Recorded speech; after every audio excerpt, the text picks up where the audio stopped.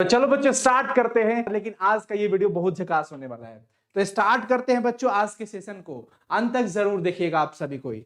Ready हो जाओ, comment करना सब। देखो कितना अच्छा झकास सा प्रेजेंटेशन।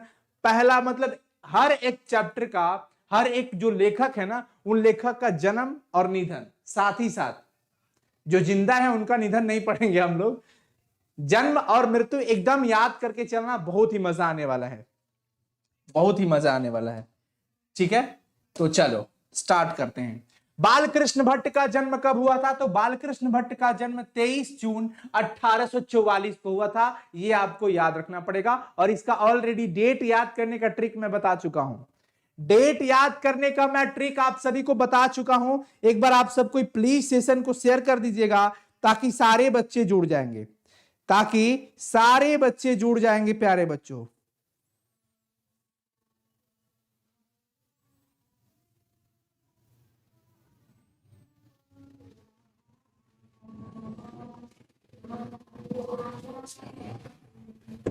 ठीक है बच्चों, तो आगे चलते हैं। बालकृष्ण भट्ट का निधन कब हुआ था? 20 जुलाई 1914 को उनका निधन हो गया था। 20 जुलाई 1914 को, यह ध्यान रखना है। गुलेरी जी का जन्म कब हुआ था? चंद्रधर शर्मा गुलेरी जी, जो उसने कहा था चैप्टर के रचनाकार है। और इनका जो जन्म हुआ था 7 जुलाई 1883 को हुआ था। और इनका निधन जो हुआ था बच्चों 12 सितंबर 1922 को हो जाता है।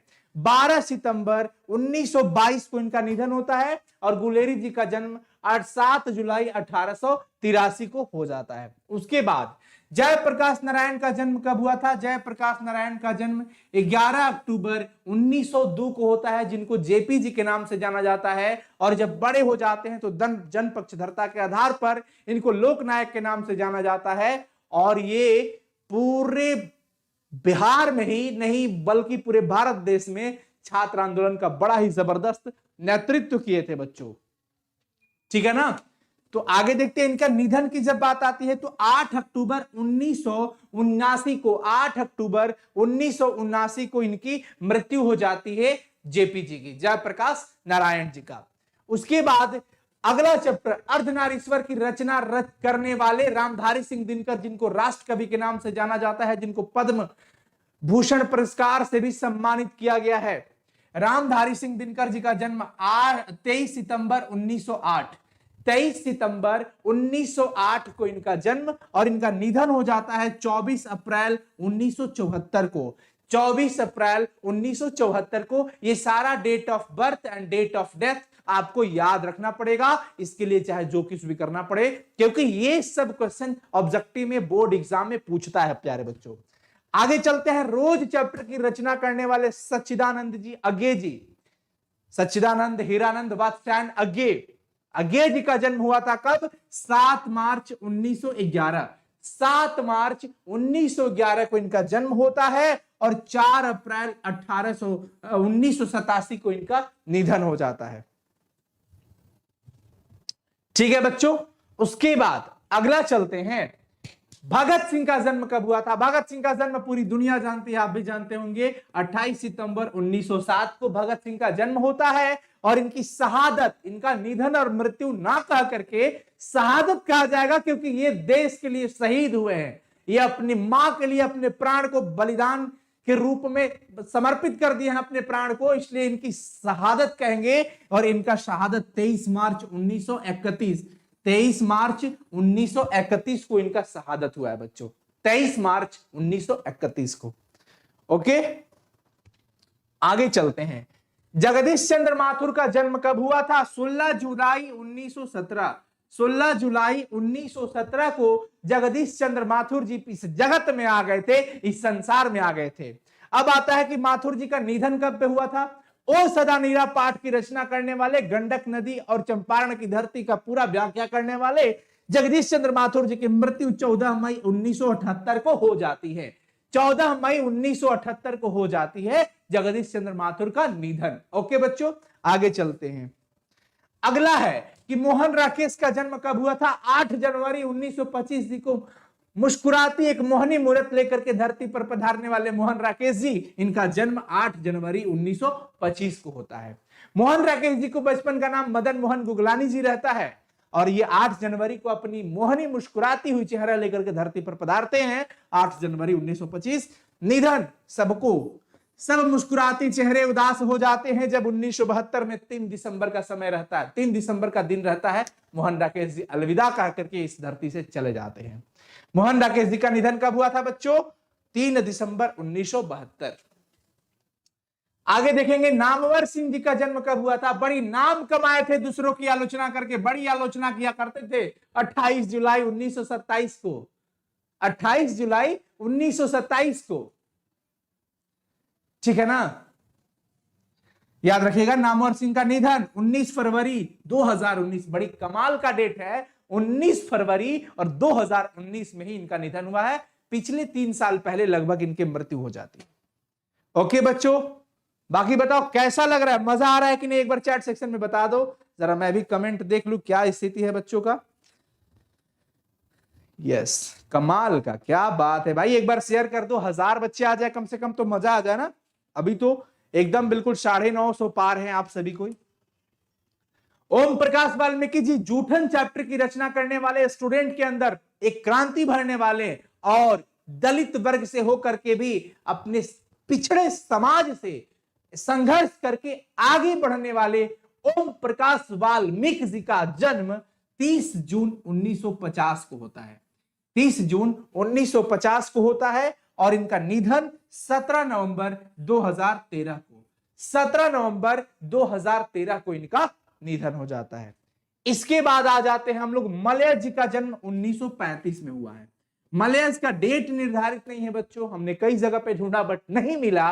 पाठ्य पुस्तक में भी यही है और हर जगह भी यही है। मलयज का निधन की बात आती है तो 26 अप्रैल 1982 को इनका निधन हो जाता है। जी हां, 26 अप्रैल 1982 में। आगे चलते हैं, उदय प्रकाश जी अभी हम सबके साथ है, जीवित है और इनका जन्म हुआ था 1 जनवरी 1952। सोचिए हैप्पी न्यू ईयर कितना झक्कास मना होगा, है ना? 1 जनवरी 1952 को उदय प्रकाश जी का। उसके बाद जय कृष्णमूर्ति जी का जन्म कब हुआ था? 12 मई 1895 को। और जय कृष्णमूर्ति जी का निधन कब हुआ था? तो 17 फरवरी 1986 को। यहां समाप्त होता है बच्चों जन्म और निधन। Date of birth, date of death यहां आसानी से समाप्त हो गया।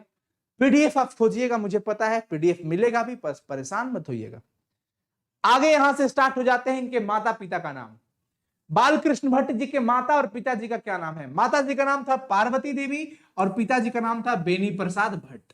तो इसे आप जरूर पेन पेपर पे लिखते चलिएगा, मजा आएगा आपको। बालकृष्ण भट्ट जी के माता जी का नाम पार्वती देवी और पिताजी बेनी प्रसाद भट्ट। उसके बाद गुलेरी जी के माता जी का नाम था लक्ष्मी देवी और पंडित शिवराम उनके पिताजी थे। लक्ष्मी देवी इनकी माता जी थी और पंडित शिवराम इनके पिताजी थे। उसके बाद जेपी जी के माता जी का नाम हम करते हैं अगर तो फूलरानी मम्मी थी इनकी और पिताजी का नाम था हर्षु दयाल। फूलरानी और हर्षु दयाल ध्यान रखना बच्चों। जेपी जी के माता जी का नाम था फूलरानी और पिताजी का नाम था हर्षु दयाल। आगे चलते हैं, दिनकर जी के माता जी। दिनकर जी की माता जी का नाम था मनरूप देवी और पिताजी का नाम था रवि सिंह। तो याद रखना बच्चों, माता जी का नाम मनरूप देवी और पिताजी का नाम था रवि सिंह। उसके बाद अगे जी के माता जी का क्या नाम था? अगे जी के माता जी का नाम था व्यंती देवी और डॉक्टर हीरानंद शास्त्री उनके पिताजी का नाम था। यह ध्यान रखना पड़ेगा। और भगत सिंह के माता जी का क्या नाम था? भगत सिंह के माता जी का नाम था विद्यावती और पिताजी का नाम था बच्चों सरदार किशन सिंह। विद्यावती और सरदार किशन सिंह, ये याद रखना है। इसके बाद प्रैक्टिस करते चलो आप, मैं चाहता हूं कम समय में हो जाए ताकि बेवजह बात करने से फिर आपको परेशानी होगा, क्योंकि ये सेशन एग्जाम के टाइम आप खूब देखना पसंद करोगे, उस समय रिवीजन करोगे, इसलिए ज्यादा समय नहीं कम समय में। मोहन राकेश के मम्मी जी का नाम था बच्चन कौर और पिताजी का नाम था करमचंद गुगलानी। बच्चन कौर मम्मी है, पिताजी इधर करमचंद गुगलानी। उसके बाद हम बात कर लेते हैं नामवर सिंह के माता जी का नाम था वागेश्वरी देवी और नागर सिंह इनके पिताजी थे। वागेश्वरी देवी और नागर सिंह, मम्मी पापा। आगे है ओम प्रकाश वाल्मीकि जी। मकुंदी देवी इनकी माता जी थी और पिताजी का नाम था छोटन लाल। मकुंदी देवी और छोटन लाल, ये रखना होगा याद। उदय प्रकाश जी की अगर हम बात करते हैं तो उदय प्रकाश जी की माता जी का नाम था गंगा देवी और पिताजी नाम थे प्रेम कुमार सिंह। गंगा देवी और पिताजी का नाम था प्रेम कुमार सिंह। आगे मलेश के माता पिता का नाम था प्रभावती माता जी थी और त्रिलोकी नाम वर्मा, नाथ वर्मा, ये थे पिताजी। जे कृष्णमूर्ति के मम्मी जी का नाम था संजीवम्मा और पिताजी थे नारायण जिद्दू। जे से जिद्दू, जिद्दू कृष्णमूर्ति, जे से क्या है बच्चों, जिद्दू कृष्णमूर्ति, तो यहां संजीवम्मा मम्मी हो गई और नारायण जिद्दू पिताजी हो गए। उसके बाद आइए अब सवाल स्टार्ट हुआ झकास झकास कि बालकृष्ण भट्ट ने प्रयाग के मिशन स्कूल से एंट्रेंस की परीक्षा कब दी। बालकृष्ण भट्ट जी प्रयाग के मिशन स्कूल से एंट्रेंस की परीक्षा कब दिए थे, तो एंट्रेंस 1867 ईस्वी में दिए थे। 1867 ईस्वी में वो एंट्रेंस दिए थे। कहां से बच्चों, प्रयाग के मिशन स्कूल से। जी हां, प्रयाग के मिशन स्कूल से। हिंदी प्रदीप पत्रिका का संपादन 1877 ईस्वी में हुआ था। हिंदी प्रदीप पत्रिका का संपादन 1877 ईस्वी में हुआ था।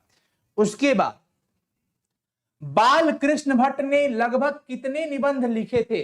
बालकृष्ण भट्ट जी लगभग 1000 निबंध लिखे थे, जिसमें से 100 से ज्यादा निबंध बहुत महत्वपूर्ण रहा, बहुत ही इंपॉर्टेंट रहा।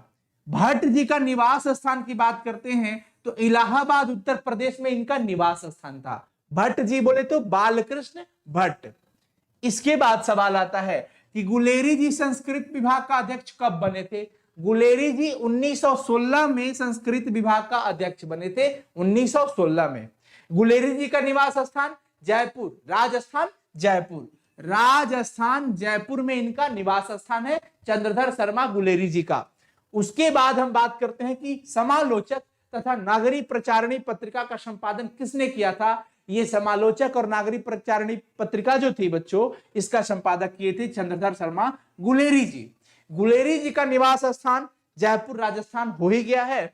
उसके बाद हम बात करते हैं कि जयप्रकाश नारायण के बचपन का नाम क्या था। जयप्रकाश नारायण के बचपन का नाम था बाउल। क्या नाम था बच्चों, बाउल नाम था। और मील का पत्थर किस कहानी को कहा गया था। मील का पत्थर कहा गया था, उसने कहा था कहानी को। किसको, उसने कहा था कहानी को, मील का पत्थर कहा गया है, याद रखिएगा। अगला है कि जयप्रकाश नारायण को भारत रत्न से कब सम्मानित किया गया था। जयप्रकाश नारायण को भारत रत्न से 1998 में सम्मानित किया गया था, 1998 में। प्रजा सोशलिस्ट पार्टी का गठन कब हुआ था। प्रजा सोशलिस्ट पार्टी का गठन 1952 ईस्वी में हुआ था। प्रजा सोशलिस्ट पार्टी का गठन 1952 में हुआ था। आगे चलते हैं बच्चों। जयप्रकाश नारायण जी कांग्रेस में कब शामिल हुए थे। कांग्रेस में शामिल हुए थे ये 1929 को, 1929 में, 1929 में। जेपी जी ने छात्र आंदोलन का नेतृत्व कब किया था, 1974 से, 1974। 5 जून 1974 को पटना के गांधी मैदान में वो संपूर्ण क्रांति पे भाषण हुई थी, तो 1974 ईयर हो जाएगा। अगला है कि दिनकर जी की पत्नी का क्या नाम था। दिनकर जी की पत्नी का नाम था श्यामवती देवी। क्या नाम था, श्यामवती देवी। दिनकर जी पटना कॉलेज से ऑनर्स कब किए थे। दिनकर जी पटना कॉलेज से ऑनर्स किए थे 1932 में, 1932 में पटना कॉलेज से ऑनर्स किए थे। दिनकर जी की पहली कविता कब प्रकाशित हुई थी। दिनकर जी की पहली कविता प्रकाशित हुई थी 1925 में, 1925 में, जिसका जो छात्र सहोदर में, किस पत्रिका में, छात्र सहोदर में। ध्यान रखना, यहां बच्चों बड़ा कंफ्यूज होते हैं सब। छात्र सहोदर में पहली कविता प्रकाशित हुई थी। लेकिन एक सवाल आता है कि दिनकर जी की पहली कविता पुस्तक, यानी बहुत सारी कविताओं का जो पुस्तक था, उसका नाम क्या था। उसका नाम था प्रणभंग। इसका नाम था प्रणभंग, याद रखिएगा। दिनकर जी की पहली काव्य पुस्तक का नाम था प्रणभंग। उसके बाद सवाल आता है कि दिनकर जी की पहली कविता पुस्तक कितनी वर्ष की उम्र में प्रकाशित हुई थी। दिनकर जी की जो पहली कविता पुस्तक प्रणभंग प्रकाशित हुई थी, उस समय दिनकर जी कितने वर्ष के थे, 21 वर्ष के थे। कितने वर्ष के थे बच्चों, 21 वर्ष के। दिनकर जी की पहली कविता पुस्तक का नाम क्या था, प्रणभंग। क्या नाम था, प्रणभंग। उसके बाद दिनकर जी को किस रचना के लिए साहित्य अकादमी पुरस्कार दिया गया था। दिनकर जी को साहित्य अकादमी दिया गया था संस्कृति के 4 अध्याय की रचना के लिए। इनकी एक रचना थी जिसका नाम है संस्कृति के 4 अध्याय, और इनके लिए इनको साहित्य अकादमी पुरस्कार से नवाजा गया। दिनकर जी को उर्वशी के लिए कौन सा सम्मान दिया गया था, कौन सा पुरस्कार दिया गया था? भारतीय ज्ञानपीठ पुरस्कार इनको दिया गया था। भारतीय ज्ञानपीठ पुरस्कार दिया गया था उर्वशी रचना के लिए। जैसे संस्कृति के 4 अध्याय के लिए इनको साहित्य अकादमी पुरस्कार दिया गया था, उसी प्रकार से उर्वशी के लिए इनको भारतीय ज्ञानपीठ पुरस्कार दिया गया था। आखिर दिनकर जी को किस सम्मान से सम्मानित किया गया था? तो दिनकर जी को सभी सम्मान दिए गए थे, साहित्य अकादमी भी, भारतीय ज्ञानपीठ भी, पद्म भूषण भी दिया गया था, अर्थात इनमें से सभी। अज्ञेय जी 1927 में इंटर कहां से किए थे? अज्ञेय जी मद्रास क्रिश्चियन कॉलेज से इंटर करते हैं। मद्रास क्रिश्चियन कॉलेज से इंटर करते हैं, इस बात का बिल्कुल ध्यान रखिएगा। अज्ञेय जी वो भी कब करते हैं? 1927 में। जी हां, 1927 में मद्रास क्रिश्चियन कॉलेज से वो इंटर करते हैं। अज्ञेय जी का मूल निवास कहां पे था? इनका मूल निवास करतारपुर पंजाब, करतारपुर पंजाब, करतारपुर पंजाब। अज्ञेय जी 1929 में बीएससी कहां से किए थे? 1927 में ये इंटर करते हैं और 1929 में बीएससी करते हैं फॉर्मन कॉलेज से। कहां से? फॉर्मन कॉलेज से। मद्रास क्रिश्चियन कॉलेज से वो इंटर करते हैं, लेकिन फॉर्मन कॉलेज से वो बीएससी करते हैं 1929 में। भगत सिंह के पिता और चाचा किसके सहयोगी थे? भगत सिंह के पिताजी और चाचा जी का नाम था अजित सिंह, चाचा अजित सिंह थे, और लाला लाजपत राय के सहयोगी थे, लाला लाजपत राय के सहयोगी थे। उनके भाई थे कुलवीर सिंह और कुलतार सिंह। भगत सिंह के भाई थे कुलवीर सिंह और कुलतार सिंह। इनको किस जेल में रखा गया था? तो देवली कैंप जेल में इनको रखा गया था। किस जेल में? देवली कैंप जेल में इनको रखा गया था। इसके बाद भगत सिंह का कांग्रेस और महात्मा गांधी से मोह भंग कब हुआ था? जब चौरी चौरा हत्याकांड हुआ था 1922 में। 1922 में भगत सिंह अपने साथियों के साथ असेंबली में, केंद्रीय असेंबली में बम फेंके थे। वो कब फेंके थे? 8 अप्रैल 1929 को। 8 अप्रैल 1929 को भगत सिंह अपने साथियों के साथ केंद्रीय असेंबली में बम फेंके थे। जगदीश चंद्र माथुर की आईसीएस की परीक्षा किस वर्ष उत्तीर्ण हुई? मतलब जगदीश चंद्र माथुर जी आईसीएस की परीक्षा कब उत्तीर्ण किए थे? 1941 में। 1941 में। विद्या वारिधि की उपाधि किसको दी गई थी? जगदीश चंद्र माथुर को। एकदम याद रखना बच्चों, विद्या वारिधि की उपाधि किसको दी गई थी? जगदीश चंद्र माथुर को। बहुत इंपॉर्टेंट सवाल है, जगदीश चंद्र माथुर को। आगे चलते हैं। अगला है कि मेरी बांसुरी का प्रकाशन कब हुआ था? 1936 में मेरी बांसुरी का प्रकाशन किया गया है। बिहार के सुप्रसिद्ध सांस्कृतिक उत्सव वैशाली महोत्सव का बीजारोपण कब और किसने किया था?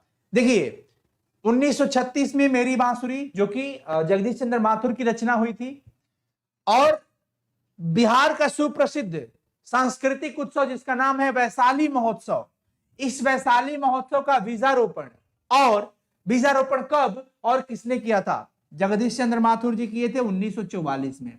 यही सब तो लेखक परिचय में आता है, यही सब आता है लेखक परिचय में। जगदीश चंद्र माथुर 1944 में इसका संपादन किए थे। आगे चलते हैं।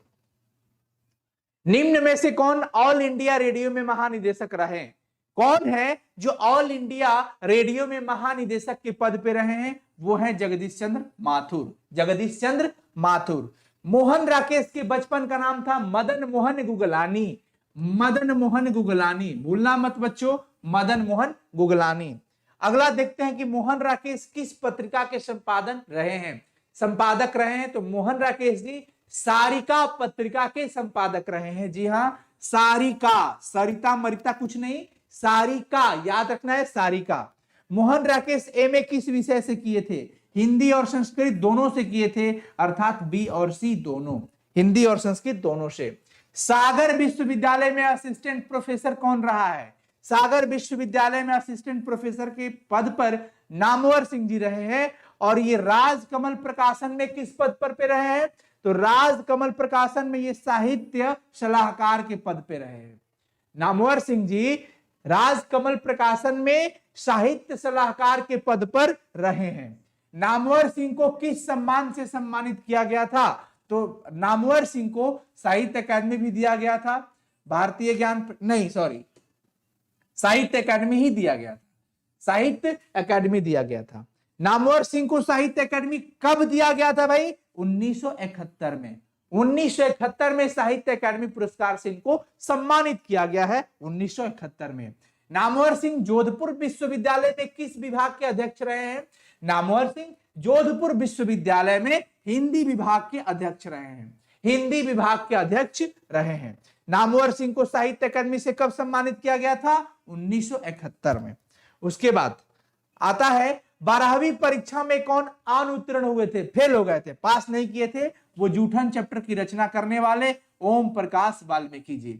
ओम प्रकाश वाल्मीकि जी जो कि 12वीं कक्षा में ही ऑर्डिनेंस फैक्ट्री में उनको नौकरी मिल गई थी। ओम प्रकाश वाल्मीकि जी को किसको मिल गया था?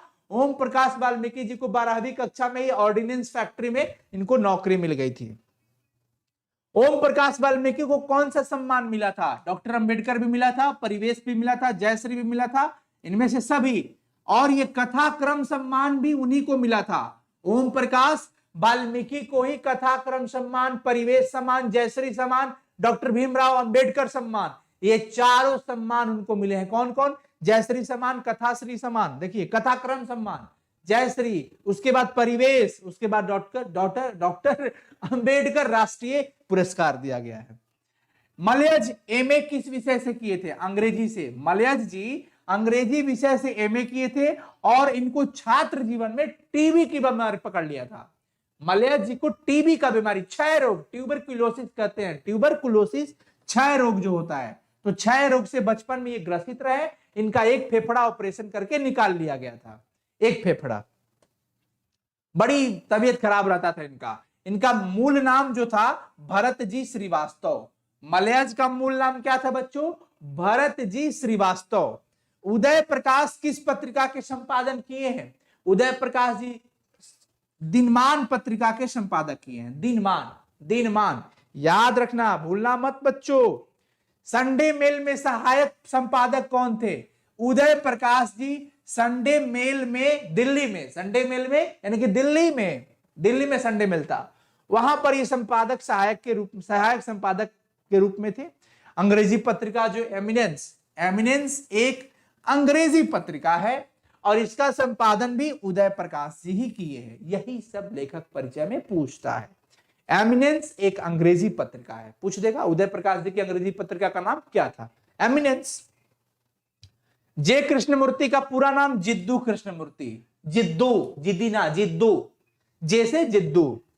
लेखक की मां का जब निधन हुआ था, जब जिद्दू कृष्णमूर्ति यानी जे कृष्णमूर्ति का निधन हो गया था, तो उस समय जे कृष्णमूर्ति कितने वर्ष की अवस्था में थे?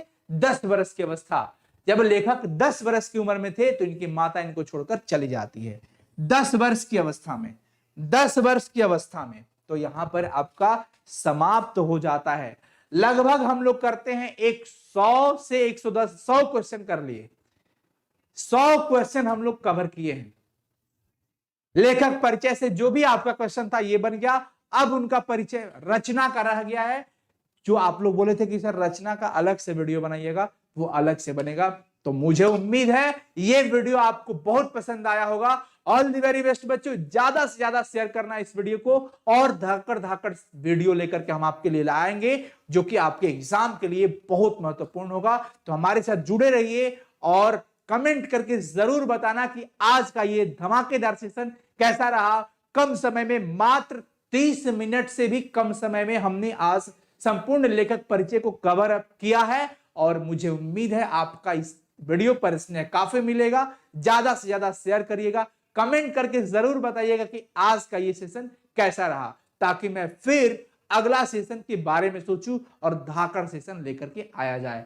ऑल द वेरी बेस्ट बच्चों। अगला सेशन के लिए कम्युनिटी में मैं पोस्ट करूंगा, आप वहां पर वोट करिएगा, उसके अनुसार से फिर अगला सेशन आएगा। All the very best, thank you so much, God bless you, bye everyone.